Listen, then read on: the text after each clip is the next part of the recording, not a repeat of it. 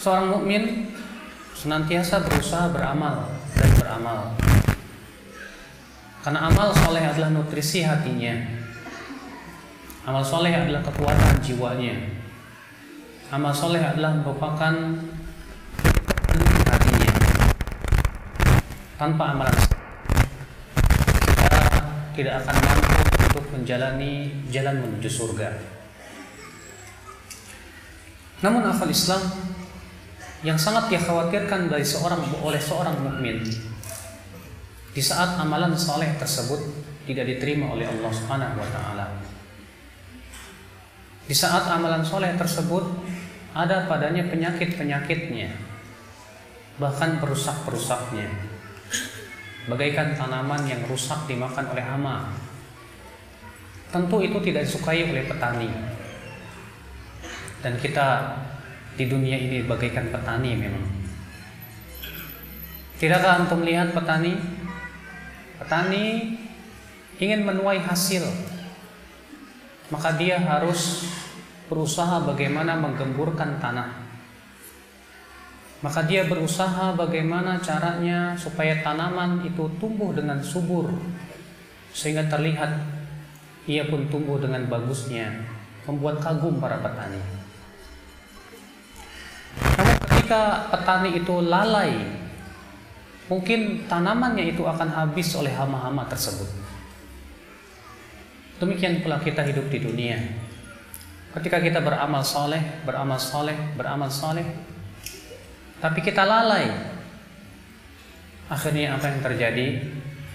Rupanya hama-hama amal itu menyebabkan amalan kita rusak. Bahkan amal tersebut tidak diterima sama sekali oleh Allah Subhanahu wa taala. Maka sudah selayaknya ya akhi, kita sebagai seorang muslim dan sebagai seorang mukmin untuk berusaha semaksimal mungkin memperbaiki amalan saleh kita. Sambil kita berusaha untuk mengetahui hal-hal yang bisa merusak amalan-amalan saleh kita. Wallahi ya akhal Islam azakumullah. Kita tidak ingin seperti yang disebutkan dalam hadis diriwayatkan Abu Daud, bahwa Rasulullah SAW mengabarkan akan adanya seorang laki-laki yang datang pada hari kiamat membawa pahala-pahala amsal jibal Tuhama, pahala-pahala sebesar gunung-gunung Tuhama. Besar sekali pahalanya dia bawa pada hari kiamat. Ketika ia telah bergembira dengan amalnya, tiba-tiba Allah jadikan amalnya hancur lebur. Hancur, tak tersisa. Lalu para sahabat bertanya, wahai Rasulullah, siapa orang itu? Rupanya orang ini telah melakukan sebuah pembatal amal. Kata Rasulullah, ulaika qaumun ya'khuduna minal laili kama ta'khudun. Mereka itu suatu kaum yang mengambil malam sebagaimana kalian mengambil. Walakinnahum idza khalau bimaharimillah intahakuha. Akan tetapi mereka ketika bersendirian dengan keharaman-keharaman Allah, mereka berani melanggar keharaman tersebut. Gara-gara itu rupanya dia dibatalkan amalan-amalannya oleh Allah Rabbul Izzati wal Jalal. Kita tidak ingin nasibnya seperti dia. Ketika kita nanti pada hari kiamat membawa pahala-pahala amal yang banyak, Masya Allah, ternyata Allah batalkan, Allah hancur leburkan. Subhanallah. Tentu orang seperti ini akan sangat merugi sekali. Maka dari itu ya akhwat Islam, sangat penting untuk kita mengetahui apa perkara-perkara yang bisa merusak amal kita. Apa perkara-perkara yang bisa membatalkan amal kita. Syekh Salim bin Eid Al-Hilali menulis sebuah buku yang sangat bagus sekali. Beliau menulis buku yang berjudul Mubtilatul A'mal, sebab-sebab rusaknya amal. Beliau menyebutkan di sini banyak sekali. Yang pertama, kufur, syirik, murtad dan nifaq. Syirik, seseorang yang mempersekutukan Allah, yang mengambil tandingan selain Allah. maka orang tersebut akan dibatalkan amalannya. Allah Ta'ala berfirman, la in asyrakta la yahbatanna amaluka. Apabila kamu berbuat syirik, maka Allah akan batalkan amal-amalanmu. Subhanallah ya akhwat Islam. Selayaknya seorang mukmin khawatir dirinya jatuh kepada kesyirikan. Kalau Nabi Ibrahim, seorang nabi yang luar biasa dalam keimanan, siapa yang meragukan keimanan Nabi Ibrahim? Siapa yang meragukan tauhidnya Nabi Ibrahim alaihissalatu wassalam? Ternyata beliau pun khawatir kalau beliau jatuh kepada kesyirikan.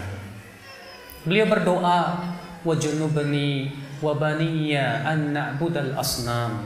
Ya Allah, jauhkan aku dan anak-anakku untuk menyembah berhala.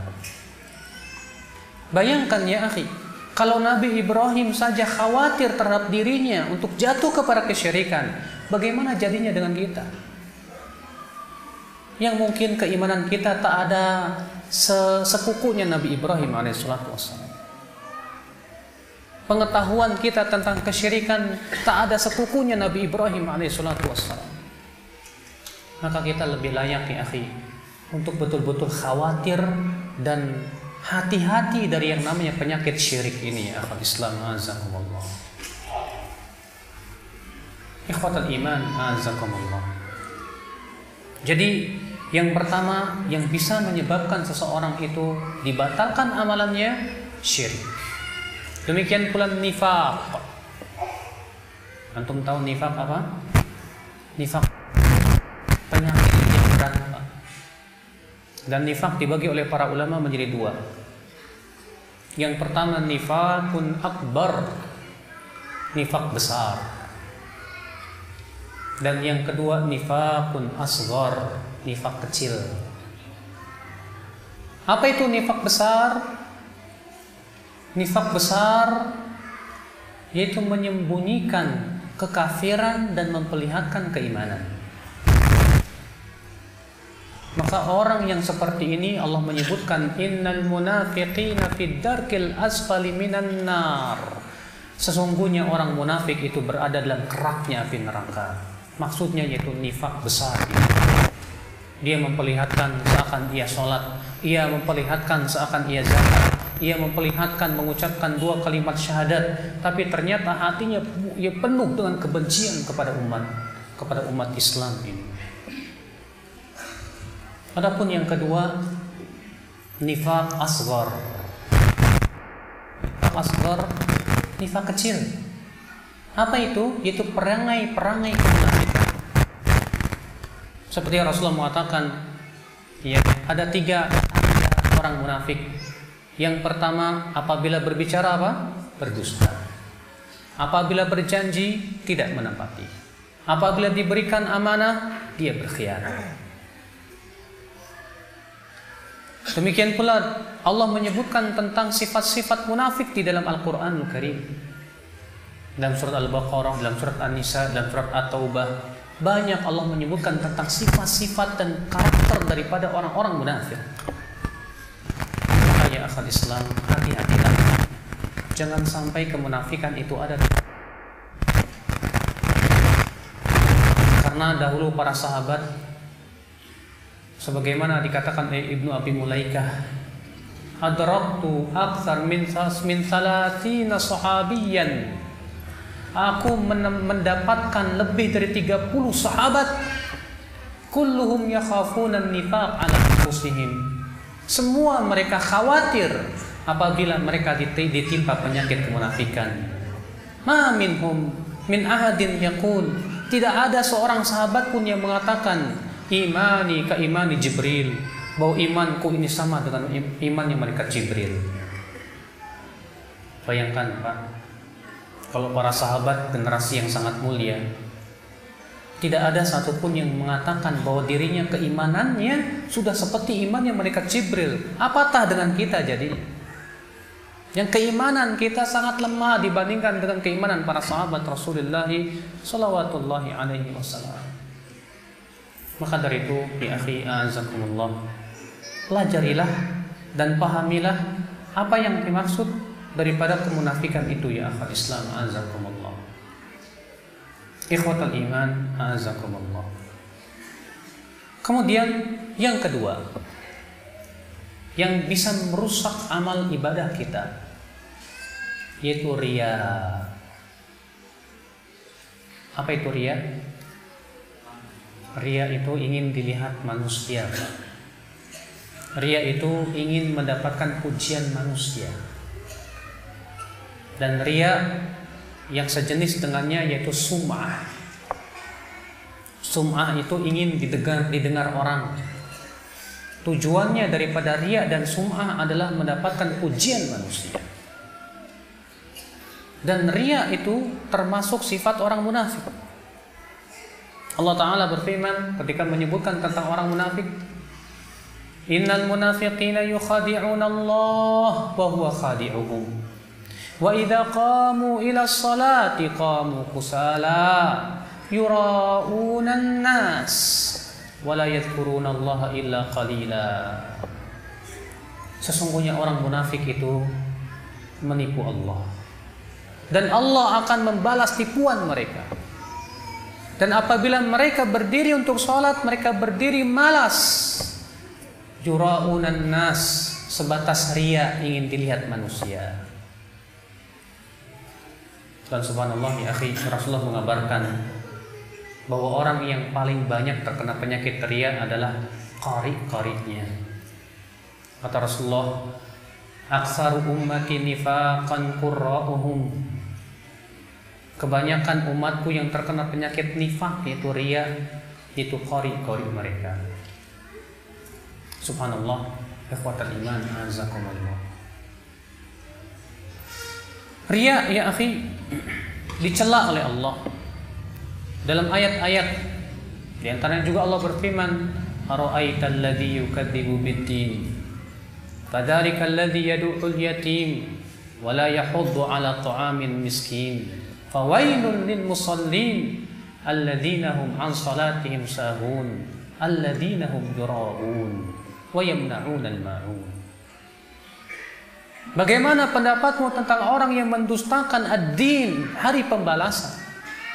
Itulah orang yang menengking anak yatim dan tidak menganjurkan memberi makan fakir miskin. Celaka orang yang sholat itu, kata Allah. Siapa dia? Yaitu mereka yang lalai dari sholatnya dan orang-orang yang riya dalam sholatnya. Ketika kita sholat, kita baguskan sholat kita, karena rupanya ada orang yang memperhatikan diri kita. Padahal kata Rasulullah SAW, inna akhwafa ma akhafu alaikum asyirkul asghar. Sesungguhnya yang paling aku khawatirkan atas kalian adalah syirik kecil, yaitu riya.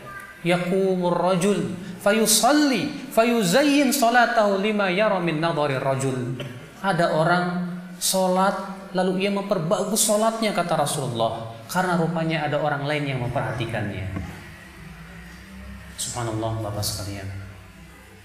Dalam hadis yang disahihkan oleh Syekh Al-Albani dan disebutkan oleh Al-Hafidz Al-Mundhiri dalam kitab At-Targhib wa Tarhib, bahwa ada para sahabat sedang berkumpul dan berbicara-bicara, berbincang-bincang tentang Masihud Dajjal. Kemudian Rasulullah bersabda kepada para sahabat itu, maukah aku beritahu kepada kalian yang lebih aku khawatirkan daripada Dajjal? Apa itu wahai Rasulullah? Kata para sahabat. Kata Rasulullah, ar-riya.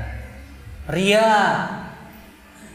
Dalam hadis Abu Musa Al-Asy'ari radhiyallahu anhu ardhah, disebutkan pula oleh Imam Al-Hafidz Al-Mundhir dalam At-Targhib wa Tarhib dan disahihkan oleh Syekh Al-Albani rahimahullah. Abu Musa Al-Asy'ari berkata, ya ma'syaral insan, ya ayyuhan nas, iyyakum wa syirkus sarair, fa inna syirka fi hadhil ummah akhfa min dabibin namal. Hati-hati kalian dari syirik kecil, syirik-syirik yang tersembunyi, kata beliau. Karena kesyirikan dalam umat Islam ini lebih tersembunyi, lebih tidak terasa daripada langkah seekor semut. Subhanallah. Rasulullah mengatakan bahwasanya kesyirikan dalam umat Islam ini lebih tersembunyi daripada langkah seekor semut. Ria, betul. Terkadang kita tidak merasakannya, tahu-tahu ria sudah ada di hati kita, Bapak sekalian. Dan syaitan itu pintar, Pak. Masuknya kepada manusia dan untuk memasukkan ria kepada diri kita itu pintar sekali. Terkadang kita dijadikan ria karena punya kelebihan suara, punya kelebihan ilmu. Ada orang suaranya indah, Masya Allah. Ada orang Masya Allah di dalam keilmuannya. Lalu kemudian setan pun memperlihatkan keindahan suaranya kepada dirinya. Setan pun memperlihatkan kehebatan ilmunya pada dirinya. Sehingga kemudian orang ini pun ingin dilihat oleh manusia. Subhanallah. Terkadang ada orang yang ria dengan cara dia meninggalkan perbuatan. Nanti kalau saya sholat di saf pertama terus, orang yang anggap saya ini apa gitu. Akhirnya dia tinggalkan saf pertama hanya karena ingin disangka orang bahwa dirinya ikhlas.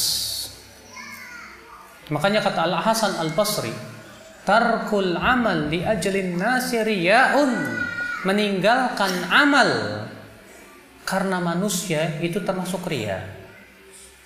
Wal amalu li ajlin nas syirkun, dan beramal karena manusia itu termasuk kesyirikan. Subhanallah, ya ikhwatul Islam, azakumullah. Namun Bapak sekalian, ria ini Pak, memang dia termasuk syirik kecil. Tapi perlu diketahui, syirik kecil itu lebih berat daripada dosa besar, Pak. Dan ternyata disebutkan dalam hadis-hadis yang sahih, yang pertama kali dibakar dalam api neraka ternyata orang-orang yang ria. Dalam hadis yang diriwayatkan Muslim, Rasulullah SAW sabda, "Thalathatun awwalu ma yuqda bihim."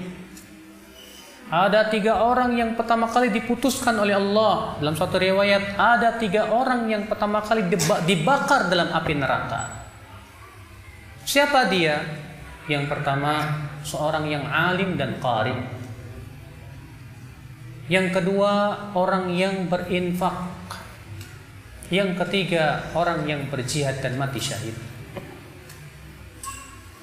Maka si alim dan qari dipanggil oleh Allah.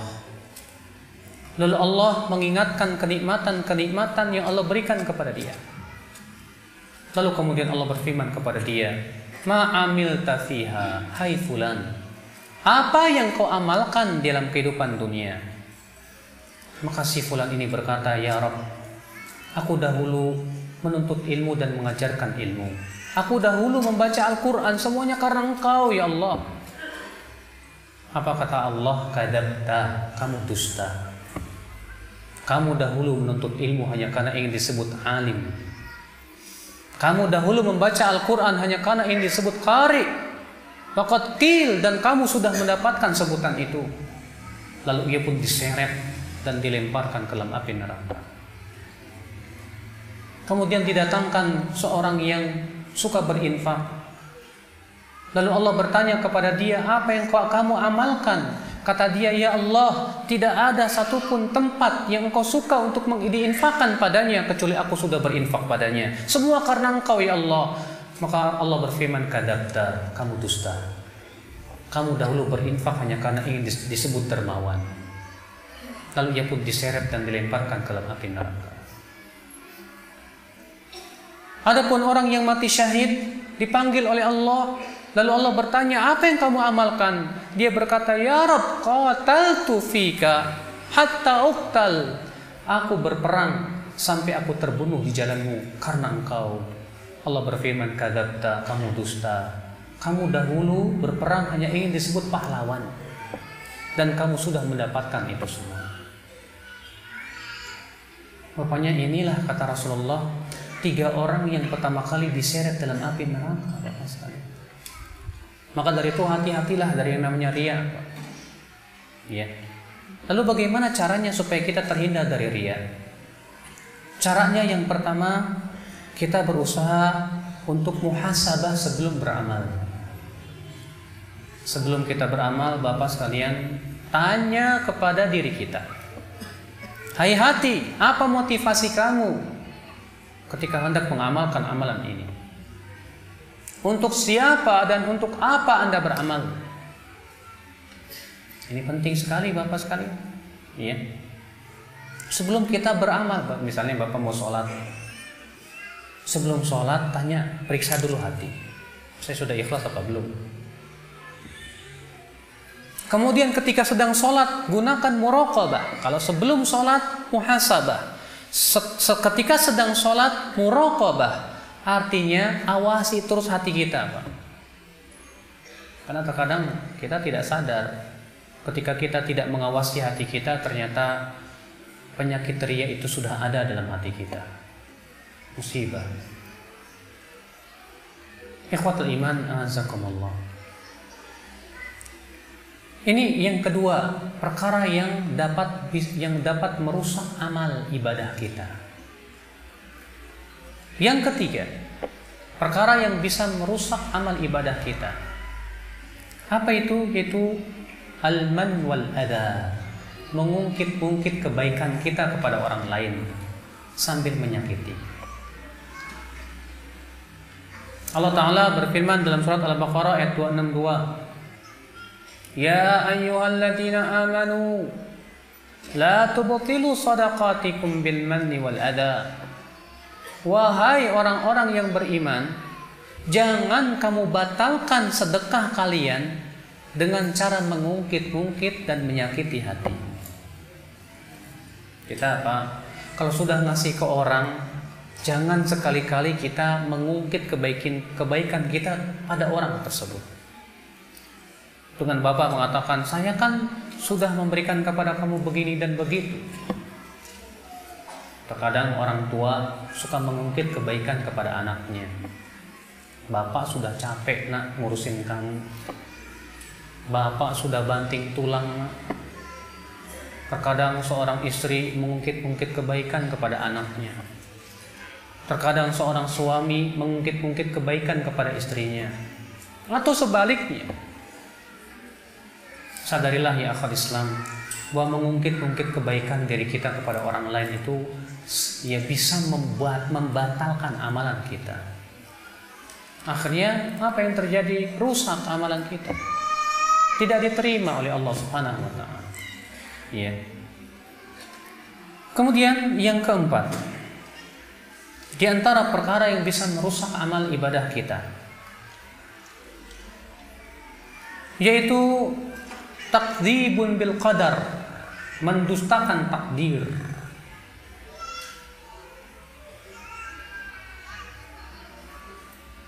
Ya akhwal Islam, azakumullah. Abdullah bin Umar mengatakan, ya, "Lau annahum anfaqu misla Uhudin dhahaban, ma qabila Allahu minhum hatta yu'minu bil qadar atau kama qala." Kalaulah mereka berinfak dengan emas sebesar gunung, Allah tidak akan terima sampai mereka beriman kepada takdir. Berarti orang yang tidak beriman kepada takdir, selama dia tidak beriman, tidak akan diterima amal ibadahnya oleh Allah Subhanahu wa taala. Maka kewajiban kita imani takdir, Pak. Tapi dalam masalah takdir ini ada dua kelompok yang sesat. Kelompok yang pertama disebut dengan kelompok Qadariyah. Apa itu kelompok Qadariyah? Yaitu mereka yang mengatakan bahwa segala sesuatu belum ditakdirkan oleh Allah, dan bahwasanya Allah tidak tahu apa yang akan dilakukan oleh manusia di waktu yang akan datang. Yang menciptakan perbuatan adalah manusia sendiri, bukan Allah. Makanya mereka tidak beriman dengan adanya takdir, Pak. Iya. Ini kelompok Qadariyah. Kelompok yang kedua sebaliknya. Kelompok daripada kebalikan kelompok Qadariyah siapa? Kelompok Jabariyah. Siapa itu Jabariyah? Yang mengimani bahwa segala sesuatu sudah ditakdirkan, sampai-sampai maksiat pun sudah ditakdirkan. Kewajiban hamba adalah ngikutin takdir aja sudah. Lalu mereka mengatakan, bahwasanya iblis tidak berdosa karena ia memaksiati Allah dengan takdir. Mereka mengatakan Fir'aun itu tidak berdosa karena Fir'aun pun sudah ikut takdir. Bahkan mereka membenarkan sikap-sikap orang yang berbuat maksiat dengan alasan itu sudah takdir. Ikhwatal iman, azakumullah. Ini jelas kelompok yang aneh dan sesat sekali. Sebab kalaulah segala sesuatu itu, misalnya ada orang berbuat maksiat, ada orang yang melanggar hukum, tata tertib dan yang lainnya, dibenarkan hanya sebab sebatas karena takdir, hancur semua peraturan kehidupan, Pak. Mungkin ketika Bapak naik motor kemudian terlihat lampu merah, terobos terus, di stop oleh polisi. Sini. Kamu kenapa? Sudah lihat kan kamu lampu merah? Kata antum, takdir, Pak. Saya yakin Pak polisi tidak akan terima itu. Saya yakin siapapun orang yang punya akal pikiran tidak akan bisa menerima itu. Memang segala sesuatu ditakdirkan, tapi ingat, manusia diberikan oleh Allah kemampuan untuk melaksanakan ketaatan dan menjauhi kemaksiatan. Kalau hanya sebatas takdir kemudian kita diperbolehkan untuk beralasan, hancur semua peraturan, Pak. Tidak akan ada di dunia peraturan yang bisa ditaati. Bahkan semua hukum-hukum dan sanksi-sanksi batal hanya karena alasan takdir. Mungkin pelacur pun akan berkata, gimana lagi Allah sudah takdirkan saya jadi pelacur. Mungkin perampok pun akan berkata kepada Anda ketika merampok, maaf, saya merampok Anda dengan takdir, Anda harus ridho dengan keputusan Allah. Mungkin korupsi pun dan koruptor pun akan berkata demikian. Hancur, Pak. Dan ini keyakinan yang sangat menyesatkan juga. Adapun Ahlus Sunnah wal Jamaah dalam masalah takdir, a'dalul aqwal, kelompok yang paling tengah-tengah. Mereka beriman betul segala sesuatu memang sudah takdirkan oleh Allah. Tapi ingat, Allah sudah memberikan kepada manusia kemampuan. Kemampuan untuk melaksanakan ketaatan dan kemampuan untuk meninggalkan kemaksiatan. Dan Allah memberikan kepada manusia iradah dan keinginan. Maka apabila Allah mengadab kita karena dosa kita, Allah tidak zalim.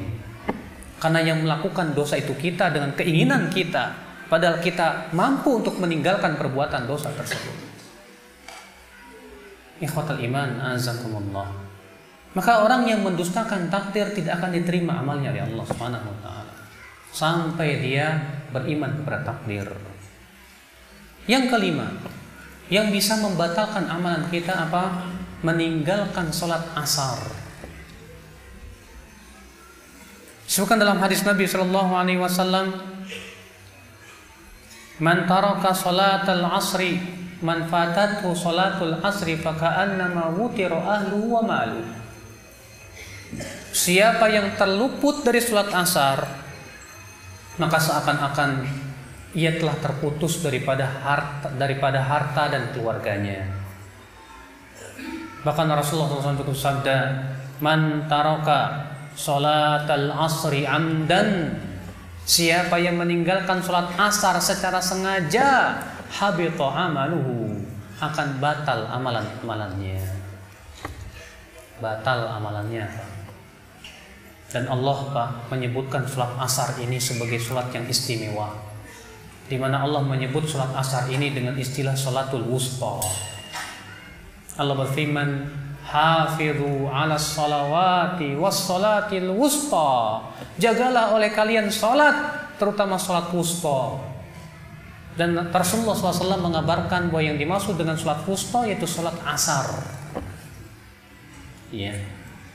Maka kita berusaha untuk menjaga salat asar ini. Kemudian ya akhwal Islam, azakumullah.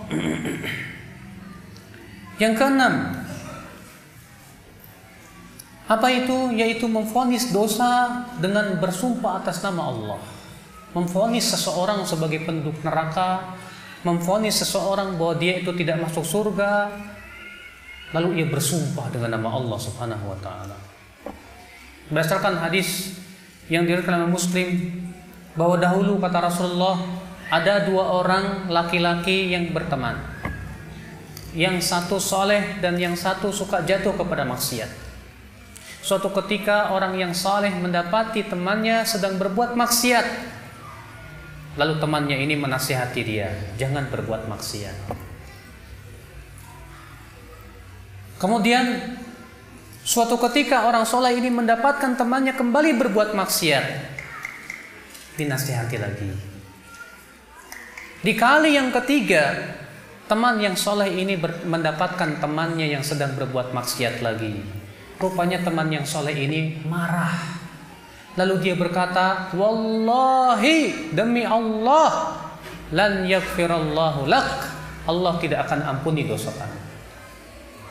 Demi Allah, dia bersumpah, bayangkan, bersumpah. Demi Allah, Allah tidak akan ampuni dosa kamu. Allah tidak akan ampuni dosa kamu, bayangkan. Maka mendengar itu Allah pun murka dan berfirman, man dzalladzi yata'alla 'alai anni la aghfiru li fulan. Siapa yang berani berdusta, yang berani bersumpah atas namaku bahwa aku tidak akan mengampuni dosa si fulan? Ishhadu, saksikan hai malaikat, anni qad ghafartu li fulan, aku telah mengampuni dosa si fulan dan aku telah membatalkan amalan orang soleh tersebut. Masya Allah. Antum boleh marah ketika melihat orang berbuat maksiat, tapi cara marah antum harus benar, Pak. Orang soleh ini marah melihat temannya berbuat maksiat, sedangkan marah ketika melihat teman berbuat maksiat bagus sebetulnya. Marahnya karena Allah benar, tapi caranya loh, Pak. Dia bersumpah atas nama Allah, lalu dia berkata, demi Allah, Allah tidak akan ampuni dosa. Maka Allah murka. Allah berfirman, siapa yang berani bersumpah atas namaku bahwa aku tidak akan mengampuni dosa si fulan, aku telah mengampuni dosanya dan membatalkan amalan orang soleh tersebut. Subhanallah. Ikhwatul Islam, azakumullah. Maka dari itulah jangan mudah memvonis. Kalau kita melihat teman kita banyak berbuat dosa, ajaklah ia dengan lembut, doakan ia supaya mendapatkan hidayah. Itulah akhlak yang seharusnya kita berikan kepada dia. Di zaman Rasulullah SAW ada seorang laki-laki yang sering kali dicambuk gara-gara dia kedapatan minum-minuman, Pak. Tapi orang ini mencintai Rasulullah dan sering kali bercanda dengan Rasulullah sampai-sampai Rasulullah suka tertawa terkekeh-kekeh melihat dia. Tapi orang ini sering kali dicambuk. Sampai-sampai ada seorang sahabat lain berkata kepada orang ini, semoga Allah melaknat kamu, kamu sering sekali dicambuk. Apa kata Rasulullah? La tal'anu, jangan kamu laknat dia. Fa innahu yuhibbullah wa rasulah. Dia masih cinta kepada Allah dan Rasulnya. Bukan begitu caramu untuk mengingkari orang yang berbuat maksiat seakan-akan. Dengan cara melaknat dia, tidak. Doakan dia kepada kebaikan. Ikhwatul iman, azakumullah. Kemudian di antara perkara yang bisa membatalkan amalan kita, apa itu? Melanggar larangan-larangan Allah ketika sedang sendirian. Masya Allah. Dan hadisnya sudah saya sebutkan tadi. Di mana ya akhwal Islam, kata Rasulullah, nanti akan ada umatku kaum dari umatku yang membawa pahala pada hari kiamat, membawa pahala sebesar-besar gunung Tuhama. Kemudian tiba-tiba Allah Subhanahu wa taala hancur leburkan. Ternyata mereka itu suatu kaum yang apabila bersendirian dengan kemaksiatan, dia berani melanggarnya. Banyak di antara kita ketika di hadapan manusia kelihatan soleh dan alim, tapi ketika sendirian di kamar tak ada orang, kita seringkali tidak takut kepada Allah. Tidak takut kepada Allah. Bapak, saya cuma ingin mengingatkan diri saya dan kita semuanya. Dahulu di zaman Rasulullah SAW para sahabat diuji. Apa ujiannya, Pak? Allah Ta'ala berfirman, Ya ayyuhalladzina amanu la yabluwannakumullahu bisyai'in minas saydi tanaluhu aydikum wa rimahukum liya'lamallahu man yakhafuhu bil ghaib faman i'tada ba'da dzalika falahu 'adzabun alim. Hai orang-orang yang beriman, sungguh kami akan uji kalian di saat kalian berihram dengan binatang-binatang buruan yang mudah untuk kalian dapatkan dengan tangan-tangan dan tombak-tombak kalian, agar Allah mengetahui siapa di antara kalian yang takut kepada Allah di saat sendirian. Siapa yang melampaui batas setelah itu, maka bagi dia adab yang pedih. Perhatikan, Pak, ayat ini subhanallah, kalau kita renungkan dan bandingkan di zaman sekarang, merinding hati kita. Para sahabat di zaman Rasulullah diuji oleh Allah di saat ihram dengan binatang buruan yang mudah diambil, tidak perlu dikejar, bahkan dipegang oleh tangan pun bisa. Supaya apa? Kata Allah, supaya Allah menguji siapa di antara kalian yang takut kepada Allah di saat sendirian.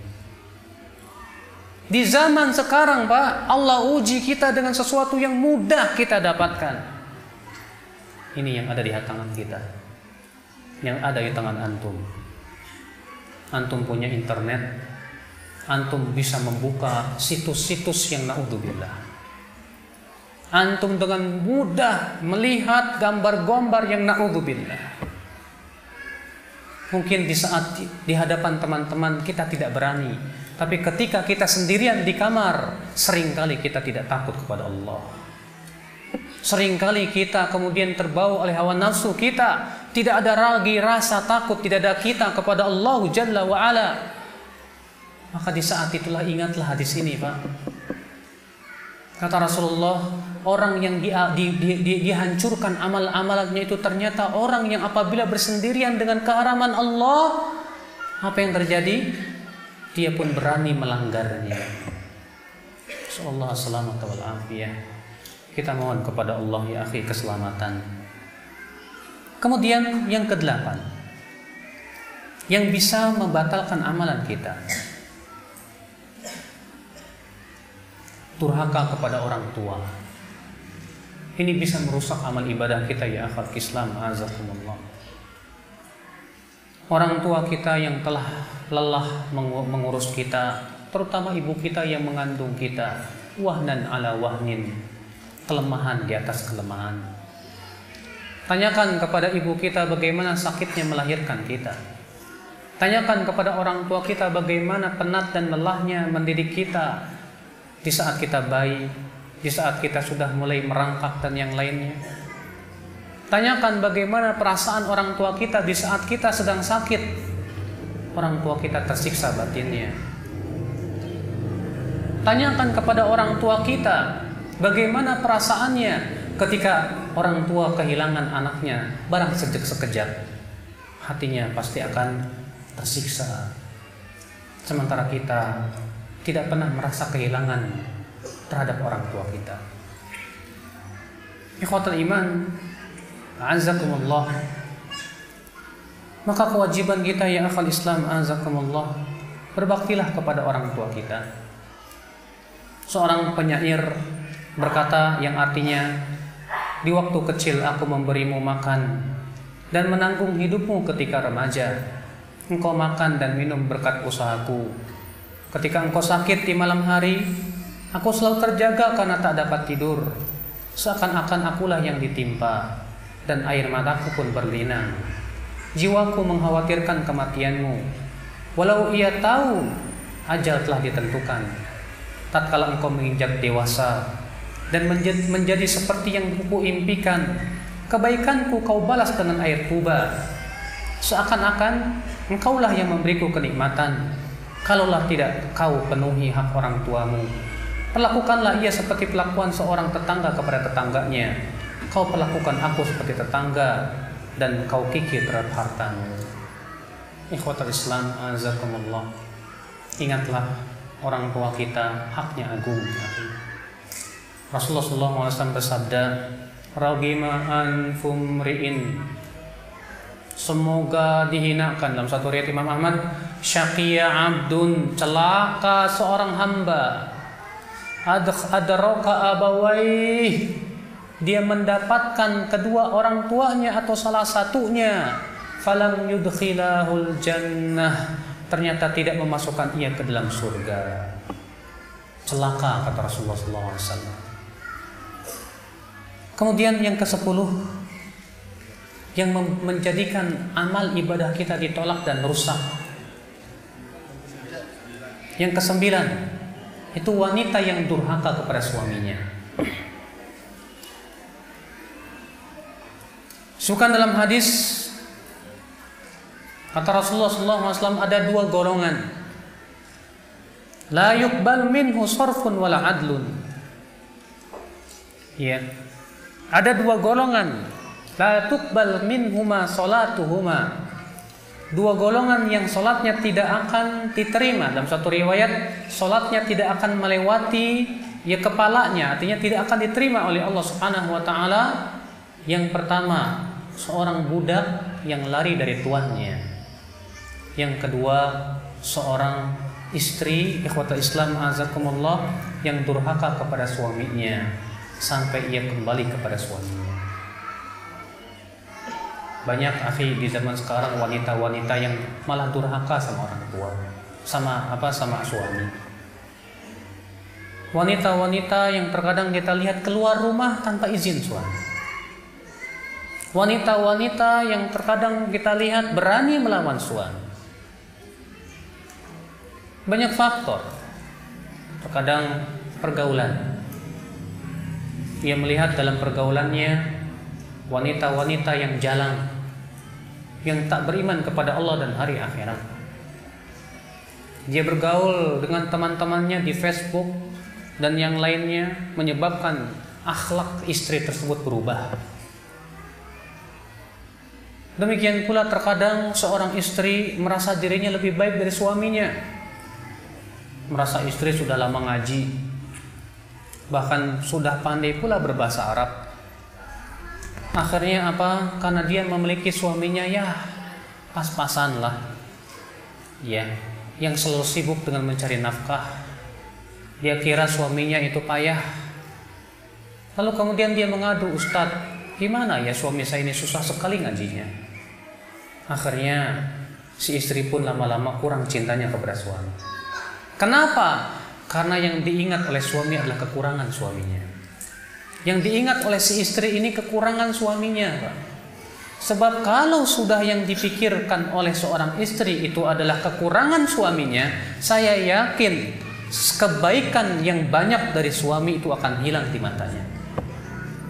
Makanya kata Rasulullah SAW, "Ya ra'aitun nar," dalam satu riwayat, "uritun nar," aku diperlihatkan api neraka. Fa idza aktsaru ahlihan nisa. Ternyata penduduknya yang paling banyak dalam api neraka itu wanita. Yakfurna, mereka kafir, kata Rasulullah. Kemudian ada seorang sahabiat berkata, "Yakfurna billah," mereka kafir kepada Allah. Kata Rasulullah, bukan. Yakfurnal ashir, kafir kepada suami. Idza ahsana ahadukum ila ihdahun, apabila salah seorang suami berbuat baik kepada seorang istri ad-dahr, dalam waktu yang panjang, summa ra'at minka syai'an, kemudian si istri melihat satu kekurangan ada pada suaminya. Qalat, si istri berkata, "Ma ra'aitu minka khairan qat," aku tidak pernah melihat kamu berbuat baik. Akhirnya gara-gara satu kesalahan hilang 1000 kebaikan. Ini namanya Pak, manhaj wanita. Manhaj wanita itu kalau melihat satu keburukan hilang 1000 kebaikan. Tapi terkadang di antara laki-laki pun juga ada yang kayak gitu. Iya. Dia sudah lama mengaji dan mengambil dari ustadznya. Gara-gara ngelihat satu kesalahan ustadz langsung ditinggalkannya. Apa itu ustadz salah? Maka ini lelaki setengah wanita. Ya. hanya karena satu kesalahan dia lupakan 1000 kebaikan. Ketika antum berteman dengan teman kita, Masya Allah, gara-gara satu kesalahan kita tinggalkan dia. Terkadang suami pun kepada istri seperti itu. Maka jangan sampai seorang suami, ya akhi, ia bertindak tanduk bagaikan wanita. Rasulullah mengabarkan bahwasanya wanita banyak masuk api neraka gara-gara itu. Hanya karena melihat satu kesalahan suaminya, hilang 1000 kebaikan suami. La haula wala quwata illa billah. Mengapa itu bisa terjadi, wahai para wanita? Saya ingin hanya memberikan kepada kita semuanya sebuah pelajaran yang agung. Ketahuilah, semua itu berasal dari pikiran. Ketika seorang suami hanya sebatas memikirkan kekurangan istri, saya yakin dia akan berkurang rasa cinta kasih sayangnya kepada istri. Ketika seorang istri melihat kesalahan suami, lalu kemudian yang dia pikirkan kesalahan suami saja, akan hilang semua kebaikan-kebaikan suami. Maka yang perlu kita perbaiki adalah pikiran kita. Makanya kata Rasulullah, la yakrahu mu'minun mu'minah fa in kariha minha khuluqan radiya minha akhar. Janganlah seorang suami, seorang mukmin membenci seorang mukminah kalau dia tidak menyukai suatu akhlak yang ada pada istrinya, dia masih suka akhlak lain yang baik dari istrinya. Maksudnya, kalau kita menemukan kekurangan yang ada pada pasangan kita, jangan kita fokuskan yang kita pikirkan kekurangan itu, tapi pikirkan yang lain yang banyak, yang baik yang ada pada diri dia. Istri saya dalam masalah ini kurang, saya nggak suka. Tapi saya suka dia tuh begini, saya suka dia begini, saya suka punya akhlak begini. Coba antum ingat-ingat kebaikan-kebaikan istri. Saya yakin Pak, antum menjadi suami yang baik. Dan seorang istri pun demikian. Ketika melihat kesalahan suaminya, dia berbuat salah kepada saya. Toh saya juga pernah berbuat salah kepada dia. Dia manusia, saya manusia. Yang jelas suami saya masih banyak sifat-sifat yang saya sukai dari dia. Ikhwata Islam, azakumullah. Kemudian yang ke-10, tidak menyapa saudara sesama muslim tanpa alasan syar'i. Maksudnya, dua muslim yang bertengkar sampai berdamai, selama dia bertengkar, amalannya tidak akan diterima oleh Allah. Sukan dalam hadis Nabi SAW bahwa pintu-pintu surga dibuka setiap hari Senin dan Kamis. Maka diampunilah setiap hamba yang tidak mempersekutukan Allah, kecuali orang yang bertengkar dengan saudaranya. Lalu Allah berfirman kepada malaikat, andiru hadain hatta yastaliha. Tangguhkan dua orang ini sampai keduanya berdamai. Selama belum damai, jangan dulu diterima amalnya. Masya Allah. Terkadang kakak sama adik berantem. Tahu nggak Pak? Saudara itu lebih mudah berantem daripada sama teman, Pak. Kalau sama teman terkadang kita toleransinya kuat dan bagus. Tapi kalau sama kakak sama adik seringkali mudah sekali pecah. Mudah sekali pecah. Jangankan kita, lihat kisah Nabi Yusuf alaihissalam. Bagaimana kedengkian saudara-saudara Nabi Yusuf terhadap Nabi Yusuf alaihissalam. Demikian pula dalam kekeluargaan kita seringkali begitu, adik dengan kakak, ya seringkali berantem, seringkali bertengkar. Makanya ada tips-tips agar para saudara itu tidak mudah pecah. Bagaimana caranya? Di antaranya kata Umar bin Khattab, perintahkan para karib kerabat itu supaya tinggal berjauhan, jangan berdekatan. Dan hendaklah mereka saling berkunjung sekali-kali. Pak, yang namanya saudara, kalau dekat itu seringnya bau busuk.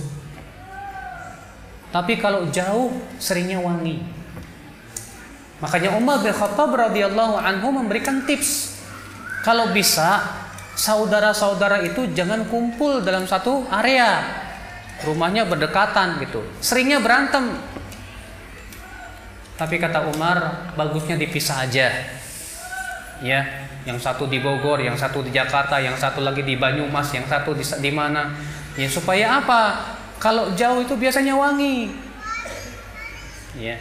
Yang kedua, sekali-kalilah berkunjung, sebagaimana juga sabda Rasulullah, zur ghibban tazdad hubban. Kunjungilah sekali-kali, niscaya akan bertambah rasa cinta itu.